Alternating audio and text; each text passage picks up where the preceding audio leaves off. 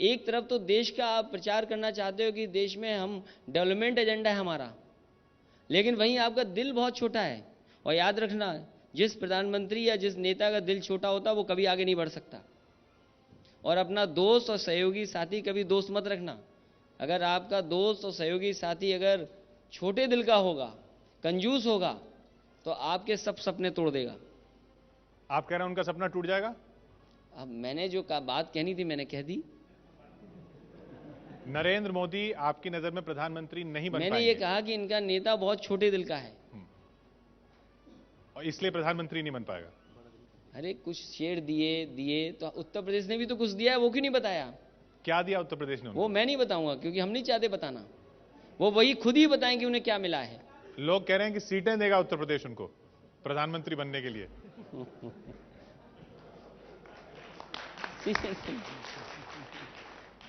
जो शेर के साथ रहते उन्हें डर नहीं रहता किसी का। अखिलेश जी, मैं आपसे ये नहीं पूछूंगा कि आपने 18% मुस्लिम को रिजर्वेशन की बात की है। मैं आपसे ये नहीं कहूंगा कि आपने उनकी देखभाल नहीं की। मैं आपसे ये जानना चाहता हूं कि आपने जितने पोर्टफोलियो दिए, जरा थोड़ा सामने से, जितने आपने पोर्टफोलियो दिए हैं उत्तर प्रदेश के अंदर, क्या आपकी पार्टी के अंदर ईमानदार लोगों की कमी है? जितने भी लोग हैं ज्यादातर ऐसे हैं जिनके ऊपर केसेस चल रहे हैं। एक बात की मैं आपको बधाई भी दूंगा कि इससे पहले आपने जो आपने अपने अधिकारी रखे, उसमें जो इस वक्त आपने 2 अपने अधिकारी रखे हैं वो एंटी करप्शन है।